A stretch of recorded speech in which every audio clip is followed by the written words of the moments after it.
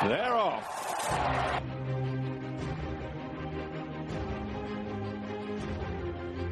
All covered, all round, all beaten. Franco won the Champions League and lives up to the title. Driven out up the running, Sila Krugi has seized the opportunity this season and he's going to land the biggest prize of all and lead the Derby field up to the line, and it's ruler of the world who won the Derby. A royal win in the Gold Cup. Esteban has done it. Esteban and Ryan Moore has won for Her Majesty the Queen. It's Mono to win the National.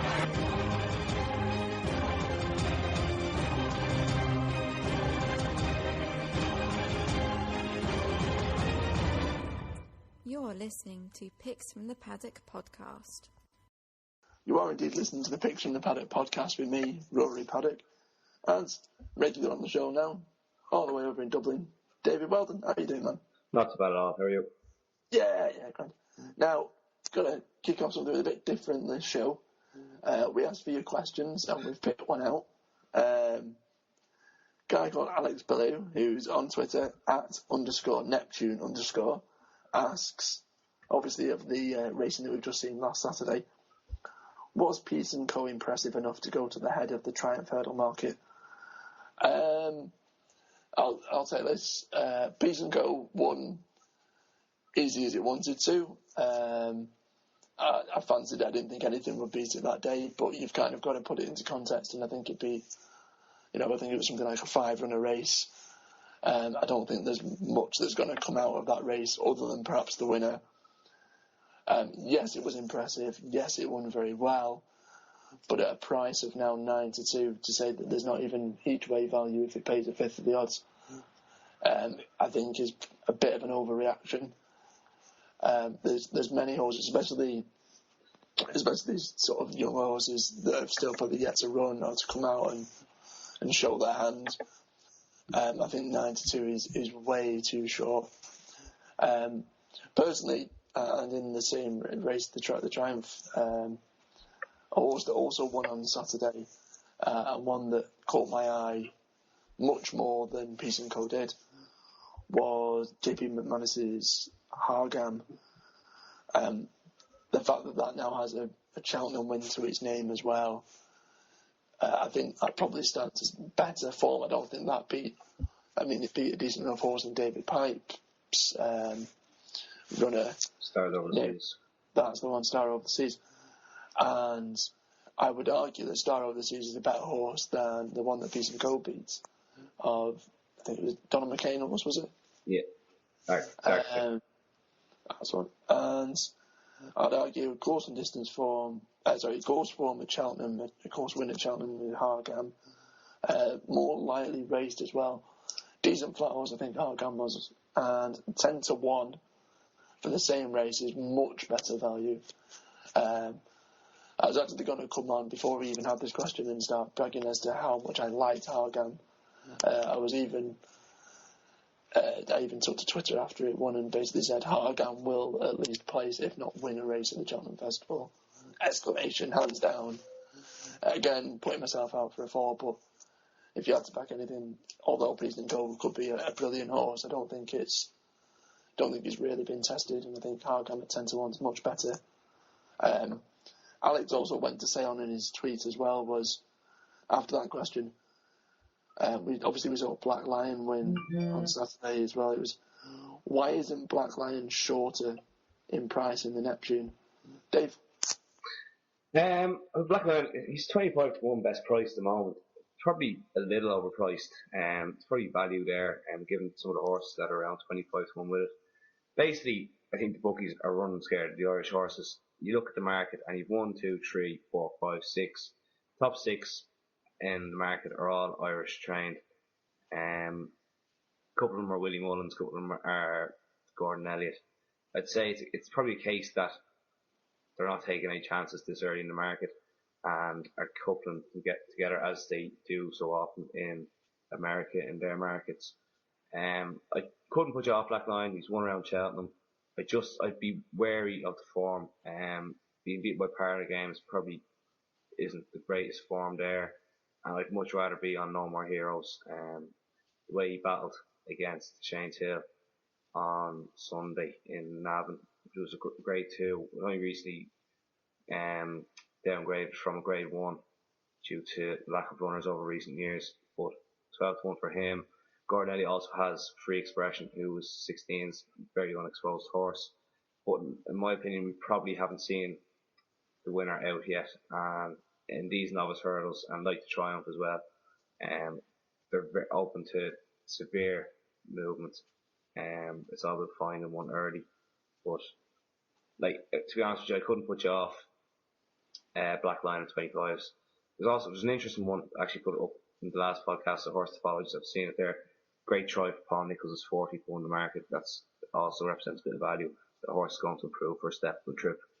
But yeah, no, I couldn't put you off Black Lion, 25 to 1, bit of each way value. Probably definitely run, given connections, fondness of the race when it was a new one a couple of years ago. 25 to 1, it's not the worst price. Yeah, exactly. I think that's one of the positives with looking at Black Lion as well. I think it was in our 40 to follow pre-season, is that unlike it coming from a stable such as, say, Willie Mullins, where he's got 5, 6, however many entered and probably more still to come, at least you probably, barring injury and anything drastic, you're pretty much guaranteed that Black Lion will go to the festival and go for that race. So at least, there's no chance in that, and I think 25 to 1 probably is overpriced. It's the same conundrum, and the conundrum that we've had with, the big and the small races. It's what hand Willie Mullins and the Irish are going to play, and so we know that we have no idea whether or not 25 to 1 is that reflective or not reflective. Really difficult to say, but 25 to 1 you couldn't really put anyone off, I suppose. Staying with connections, obviously on Saturday they also had the new one that was victorious as well. Were you impressed with his win? And also looking ahead to Cheltenham, it's now 3 to 1 second favourite, only a point behind the favourite for the race, obviously the Willie Mullins favourite. Is 3 to 1 a fair price? Were you impressed with his ride on Saturday? Right, my opinion of the Champion Hurdle is, first of all, actually, I'll say the new one was very impressive on Saturday. It jumped a lot better than I've seen it jump, especially around Cheltenham, which is only positive going forward. I was very vocal in my opinion that it wasn't a quick enough and smart enough jumper to win a Champion Hurdle. After seeing on Saturday, I probably disagree with myself. I don't do that too often, but 3 to 1 is a little on the skinny side for the Champion Hurdle. It's a race that's going to break up a lot. So if you can find a runner that's going to run and you get 8, probably each way value around. I still think Jet Ski's probably the value in the race. It's a Champion Hurdle winner. Second season novices struggle in the race. So Faheen to me is very short. But if the likes of Undersaw, Annie Power, Justice Hill, Rock on Ruby, all who aren't going to go for the race, they're all in the top 10 of the betting, so it's going to contract big time. If you want to take 3 to 1, I wouldn't put you off, but to me it's just on the short side. You probably get bigger on the day, and I'd be holding off till then. Yeah, it's so early on, but this Champion Hurdle, I think we've kind of been spoiled with how good we've had, Champion Hurdles in the past. Look at the likes of sort of the early 2000s where you had the likes of Bravink, Archibald, Hardy Eustace. I think the team were chatting about it the other day, looking at some of the great sort of Champion Hurdle winners, and I think, judging off what we see at the minute in terms of the betting, we've both kind of agreed that we'd probably be lucky to even have 8 runners, let alone 2 or 3 genuine contenders. I think that's probably the best way we can put it. I think if push came to shove, and I'd probably be the same really. I don't think I'd have an anti-box bet in the Champion Hurdle, but I think Hurricane Fly at 14 to 1 is quite a big price. But with that, I'd want to have 3 places. I don't think it would win, but I think it would be pretty nailed on for the top 3 if it was an 8-runner race. But again, I think it's going to have to be a waiting game with the Champion Hurdle. And the new one, it ran well. It did what it had to do. But again, what did it beat? It didn't beat anything particularly brilliant. I don't particularly rate the Henderson horse all that much. I mean, he's a decent enough yardstick, don't get me wrong, and I'd be happy to own it, but champion hurdle form, I can't really see it. Want to own a racehorse? Pay as little as £10 a month and join Picks from the Paddock Racing Club. Get involved and own a winner. Obviously, that was the weekend we've just had. Going forward, we've got an absolute ton of racing between now and the start of the new year, and we're not going to have a podcast until probably after the new year, or close up to the end of the year at least. So we're going to try and go through a bit of anti-post value for the sort of big races that we've got coming up. Obviously, got a couple of races this Saturday. Obviously, the 20th, Dave. What have we got, and what do you like? So this Saturday, two races on Channel 4 are the Long Walk Hurdle, which is 5 runners in at the moment. We have Zarkandar, which is currently heading the market at 5-4. Medinus at 3-1, Red de Silva at 4-1, Busan at 8, and Belark at 10s. At the prices, and given, of course, the distance form, won the race last year, Red de Silva is probably one that appeals most. Weather hasn't been the greatest over the last week. Going could come up heavy, which will suit Red de Silva down to the ground. I don't really rate Zarkandar as a stayer. Medinus beat 2 underperformers the last time out. Busan and Belark look like handicappers. Red de Silva, well, probably not to peak up his powers, is a grade 1 performer, and I think it would be hard to beat on anything worse than soft ground. If it comes up soft, probably not going to be heavy enough, but soft to heavy or heavy ground, I'll be back in Red de Silva in that race. Then the next race is, and the big handicap of the day, is the Ladbroke. Activial at the head of the market for 4-1. To me, that's very much on the skinny side. There's plenty more value in the race. Clondalk Warrior finished 3rd in the Great Wood at Cheltenham last time out, still in at the bottom of the weights. 10-1 for that. Has an obvious chance. He'll be learning all the time now from running these big handicaps. Still a youngish horse and still lightly raced. Could have a big hand to play. Garda Victoire, the winner of that race, the Great Wood, is 10-1. I just think if it was to win this race, it would actually be a genuine champion hurdle contender. But at the weights, it's probably got a bit too much to do. The one I like, actually, the two I like in the race they're both Irish riders as well. Stick to my own, as to say. Bayan is from Gordon Elliott, who has had a cracking year so far. Finished 3rd or 4th, I really remember, escaped me, in the Coral Cup at Cheltenham last year, and then went on to run an absolute cracker in the Galway Hurdle, to finish 2nd behind the well handicapped Jacob McManus horse. He's currently 12-1 at the moment.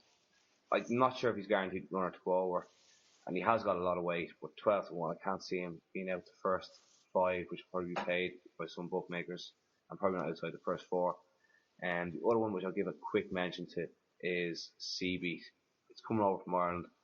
The jockey's already been booked, which is the kind of telling factor for me at the moment. It's at the bottom weights. It needs one to come out. Seabeat of Arthur Moore. Arthur Moore wouldn't be sending it over for the fun. It's got decent form. It beat Levant de Tan, who was rated much higher than Seabeat is now over hurdles, in a maiden, and finished 3rd behind in Weld Hot Pot at Galway, on the flat last time out. It's got the form of the book, be lightly weighted, which is what's needed on the ground. 20-1 as well, best price.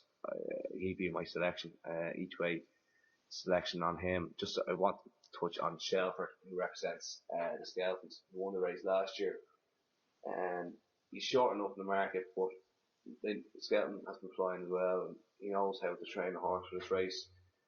He could have a say in the finish as well. Obviously, it's a wide open race, but CB for me, 20-1 would be my punt. Kind of giving my 2 cents on the Ladbroke as well. If push came to shove it, like you said, it's a wide open race, and I'm just going to make it even wider in terms of our selections now.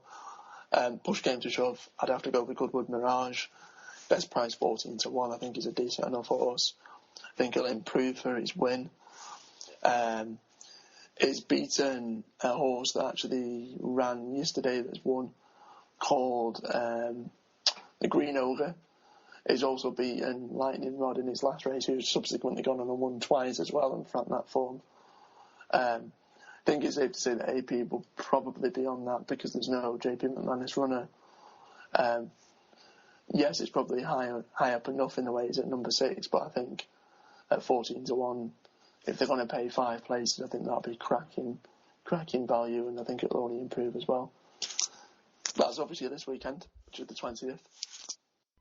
Visit picksfromthepaddock.co.uk. All you need for racing. Coming on to the 26th, Boxing Day, St. Stephen's Day as they call it over there. Obviously the big race of the day on the 26th, the King George. Seen as the precursor to the Cheltenham Gold Cup. We both had a look at it. Thoughts, Dave? Yeah, it doesn't look the most genuine of renewals. A couple of horses in here who need to improve a lot for the last run. Champion Fever needs to stay. I think he's shorting up at 7-2. Alvarov, I don't think he's good enough.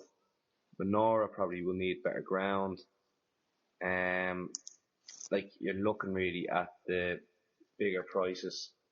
I was swayed towards the Ross, but then looking into his form, he's never won over 3 miles, so I'm kind of gone off him.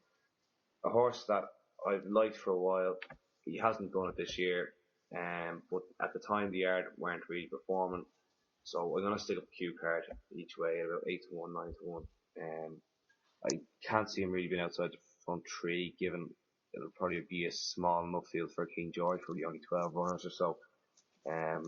Tizard's come back into form now a lot over the last 2 weeks or so. Yeah. And 9-1, Darryl Jacob will know the horse by now after having 2 runs on him. It's hard to get away from the disappointing run in the Betfair. Fair enough, whatever, at the Halden, there was a first run back from a long layoff. But the Betfair race he won last year, he would have been targeted at that. I'm just willing to give him one more chance. If he does perform, he will be out of my book forever. Yeah, I think it's one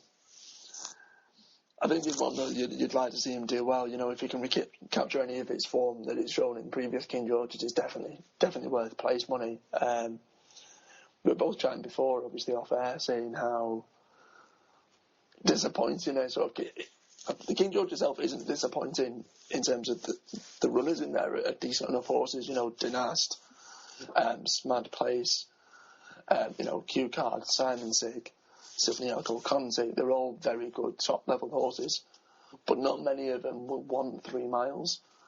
We argued that if this was over, say, 2.5 miles, 2 mile 6, it'd be quite a hot race, you know.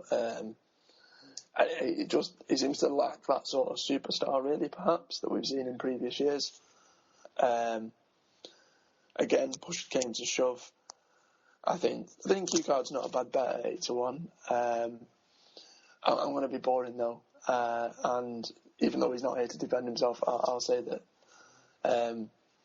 fellow pundit Chris Connolly has been absolutely raving on about Silvaniaco Conti for this race. When he finished 5th behind Minora, I think it went out to 6-1, 7-1, and Chris lumped on, said that 6-1, 7-1 to get profit for a place was ridiculous sort of pricing. I've probably been swayed a little by him and his thoughts, but I think the race is that. It is not that deep a race. I certainly couldn't have Simon Sig if Simon Sig were. It was favourite, and the fact that it's now 10-1 probably gives you an indication as to how confident people are behind the scenes are about it. So again, going to be boring. Even though I think 11-4 is probably too short, just can't see anything beating Sivniaco Conte. And probably a bet on the nose, but I wouldn't get too carried away. Obviously, the day after though, sticking in the UK, we've also got Saturday action with the Welsh National, which is obviously on the 27th from Chepstow. Any thoughts on that at all, Dave? It's not really. There's still a lot to come out. I think on the racing post there was, I think 33 or something like that. 33. Something ridiculous anyway. Like something that you wouldn't be kind of it's 42 on the Racing Post. So, like, there's still a lot to come out. There's still a lot to change. Horses won't be going. Yeah. I think Harry Topper. 20 runner field as well. Yeah, Harry Topper's come out as well. So, the weights are going to change a lot. There's one I liked. He's won over the distance. Philip Hobbs Yard, Gasline Boy. Won very well the last day in testing conditions. Handled the ground. He's around 14 to 1 shot at the moment. Couldn't put you off having a bet on him. He looks like an improving horse. Probably better than its mark at 147. But sure, it's a national big runner field. A horse has been trained for it. Like some Mountainous, who kind of has had an easy time of it since winning the race last year. You've also got Monbeg Dude, who looks to be coming back to a bit of form, former winner. But no, Gasline Boy for me at 14 to 1. But it's not really a race that I'd be getting stuck into until today, I don't think. Yeah, I mean, with 42 runners, like you said, it's a 20 runner field. You've got half of them still to be withdrawn, so there's no guarantee of a run. Saying that, though, there's quite a few I like at the moment. Again, it's one of those that if I had to kind of place an anti-bet, it'd be very, very small stakes, a couple of pounds, just as an interest bet, really. And similar with you, wait until the day or a couple of days beforehand, at least till you've got 25 runners or something like that still left in. Shotgun Buddy is a horse of mine that's always been, never runs a bad race. But I think now that Harry Topper's going to be withdrawn as well, it'll be number 2 in the field, and it's going to have way too much weight. One that's kind of down the field and probably not necessarily guaranteed to get in, it's number 24 at the minute, is Woodford Count. Firebird Flyer, that's the one. Felicia Williams' horses are starting to hit a bit of form. It ran a really good race last year when I backed it at 12 to 1 and it placed second.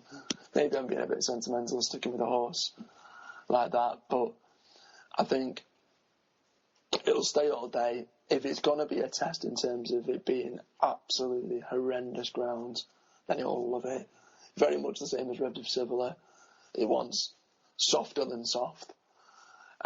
So if you get ground like that, decent enough. The only disappointing thing is that it fell on its penultimate start, which in a national isn't great, but it's not the ancient kind, so it's not too devastating really. Another one, again, there's not a guarantee to get in, is course winner Woodford County, also from the Philip Hobbs Yard, so you know how they're flying at the moment. But they need to step up a bit. But 3 miles on heavy round checked it always decent enough form to consider it's had a win there. 7-year-olds have still probably got a bit of improvement. Number 31, so if it gets in, it's going to be one of the lower weights as well. Likelihood, like you've got Gasline Boy. Gasline Boy is probably going to be the pick of the Hobbs Yard. But I certainly couldn't put you off the second string Woodford County. Both of those at decent enough prices. If I had to go for one that was probably more sort of favourable or up there in terms of betting wise, I'd probably go with Hawks Point. Finished second in the race last year. Has only gone up a couple of pounds since that. Finished third on his reappearance. All strict fit and will probably improve a bit for that. And again, Nichols Yard starting to fire them in a little bit as well. Those three, I probably couldn't put you off. I know obviously giving 3 in a 20 running race probably isn't the best, but if they all get in, I think they'll all have a decent enough chance. But as with any national, wide open. You're listening to Picks from the Paddock podcast, your dedicated racing podcast. We'll leave the UK stuff there. For 4 days, we've obviously got Leopardstown's Christmas meeting, where it's got fantastic action. We've got, I think, 7 Grade 1s over 4 days, and some brilliant handicaps as well. Now, I know last podcast on episode 10, you were raving about a horse. Can you remind us who it was? Yeah, it was Fox Rock from the Ted Walsh Yard. Basically, it was at a preview night, and we were told this has been the target. This is the main target for the season. So basically, he's favourite at the moment. He's been contracted in price. Last week he was about 9 to 1, 10 to 1 still in places. He's down to as low as 7 to 1 now. the money's coming slowly all the time. Like, it's by far a certainty. It's probably a 30 runner handicap at the end of the day, but this has been the target. The horse is high enough class to win the race without carrying ridiculous weights. Finished 5th in the 4-miler novice chase at Cheltenham last year. Won his previous chase before that. Needs 3 miles. Ground won't be an issue. It's been prepared for this race with this race in mind, and it should go well. And that's on the 27th, isn't it? 27th, yeah. It's a big handicap, high-power handicap on the 27th. Sorry. Now, obviously, looking at away from the handicaps as well, I know you'll be covering a couple of the days over there, and you're actually going on the 4th day. Looking at the Grade 1s, we've obviously got some top quality Mullins horses. We've got lots of Hurricane Fly going up against Jesky as well. We've got the Lexus Chase. Both look through the Grade 1s. Pick out a couple for us. Right, so I've stayed away actually from Willie Mullins altogether, and I've 2 Gigginstown horses that I quite like the look of. One is coming up in the Squared Financial Christmas Hurdle, which is run over 3 miles. Top class field, entered up anyway, like for Fisher Cross, Briar Hill, more of that. Enterprise won't go. Any Power won't go. Glenn's Melody, Tiger Roll. The one I like is Lieutenant Colonel. Won the last time out at Fairy House over 2.5 miles, beating Jetson by 4 lengths. The reason I'm kind of going for this horse, I think it will be ignored in the betting. It's never run over this far, and the conditions of how he won the last time. Zoidpour fell early on, and it was favourite on the day. Took out another horse as well, so he kind of had to run the race himself. Any Power was a late withdrawal from the race. I just have a feeling it'll be ignored in the betting. It's still only a 5-year-old, open to plenty of improvement. Step up and trip should be ideal. And I think, given it, like, if I'm just looking through his previous form from last year, it finished 3rd behind Tor at Punchestown Festival. It finished 6th behind Faheen at Cheltenham Festival, beaten 10 lengths or so, but still top class form. It finished 2nd behind Tor in a maiden hurdle by 5 lengths. It's top novice form. It needs to learn a lot. I had a run over fences, didn't quite get the hang of it. Looks sticking to hurdles now. So the 150 financial Christmas hurdle, I'll be looking at the Lieutenant Colonel in that race. And then the other one I've picked out is in the Lexus. It's a horse with Noel Meade, Road to Riches. It's finished in the first 2 and its last 5 runs. Rated 167 now. It's currently around an 8-1 mark for the Lexus. It won the Galway Plate, then went on to confirm that form, and wasn't a fluke, but finished a short head behind Size in Europe, which was a kind of an afterthought of a race, and then went on to win a big Grade 1 chase in Down Royal. Recently beaten Rocky Creek, and had a few other good horses in behind, like the Boston Bob and that. He got 8-1. It's a fair each way price. It's a wide open race at the moment with the way the entries are. You've got the likes of Boston Bob, Carrying for Lock still entered, First Lieutenant, Harry Topper might come here instead, Lord Windermere, Chattanooga Cup winner. Road to Riches offers fair each way value in what could be his main target for the year. He'll want decent enough ground. He won't want good to firm, but he won't want soft to heavy. So he'll probably go on yielding ground, which is basically good to soft. If that came up there, he'd take his chance and he'd have a fair chance at that. My own thoughts. I want to be going against during the Lexus if I had to pick 2 out in any of the grade races. I like the look of Carlingford Lock. I think a win over course and distance against Morning Assembly last season. Reed's pretty good form. He's also come back and beat Ballycasey as well. I think they're around 10 to 1? 10 to 1, yeah. Yeah, around 10 to 1. I think McCoy's going to be on board.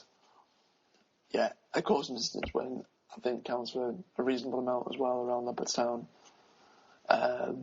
It's definitely a hot Lexus. It's definitely a good race, decent enough entries, and I'd probably argue that this is going to be a better trial than the King George's for the Gold Cup. But I think 10 to 1. I think 10 to 1 is probably a bit overpriced. I think 10 to 1 is quite generous. Definitely going to pay 3 places, so 10 to 1 Carliford Lock. Probably going to have a bit of improvement in it as well. Ballycasey. Ballycasey runs on the 27th at Leopardstown in the Paddy Power Dial-A-Bet Chase. If you remember to the last podcast we did, which was episode 10, I was raving about how much I like Cider Grugy for the Queen Mother. But I did kind of give a little mention, a little nod for a good each way shout at the time, which is Alan King's Uxasandra. Alan King doesn't often send horses over to Ireland, and the fact that he sends Uxasandra over here for this race, the bookies seem to think it's pretty much a 2-horse race with Uxasandra 9 to 4 and Ballycasey around 11 to 4, 3 to 1. I think it's going to be relatively open between the two, but I think, despite the fact that Ballycasey has course form, I think Uxasandra, I think it's a bit of a gamble, and Alan King sending it over here. And I don't think he'll take too much of a risk with what will be one of his prize horses for Cheltenham. Obviously, he's coming over for a decent enough prize with the winner getting €60,000, but the lights of size in Europe, I think, unfortunately, is probably too old now. Hidden Cyclone's a horse that I really like, but the fact it's fallen twice. Felix Younger obviously has to be, respected point from the Mullins yard as well, but definitely second string. I think it's pretty accurate in the sense that what the bookies have it with it being a 2-horse race, and I just think Ballycasey is going to be beaten again by another JP McManus owned runner in Uxasandra. A little mention probably to Brian Newdawn, who was Desmond Hughes' horse, who has muddling form from last year, but he's picked for grade 2 and a grade 3. If that comes back, I think at 14 to 1 it may have a place, but don't think it'll trouble the top 2 in the betting. And I think Alan King won't be sending it for the good of his health, and although short at 9 to 4 will be a decent enough price, considering it not being very open. Those are obviously our selections for the 20th, Boxing Day, the 27th, and for the 4 fantastic days over at Leopardstown. Just as Alex Bellew did, he sent in one of his questions, and he was obviously picked out and read out on air. If you've got any questions, got any queries, then by all means get in touch. It's at Twitter and it's at Picks Paddock. You can send an email to the show by just jumping online at picksfromthepaddock.co.uk, clicking on podcast. You can leave a comment under the video, whatever it is, whatever your questions, whatever your thoughts. Give us a tip, give us a selection, whatever it might be, and it can be read out on the next show. Thanks for listening, and obviously keep reading all our thoughts, all our views, and all things racing at picksfromthepaddock.co.uk. Visit picksfromthepaddock.co.uk. All you need for racing.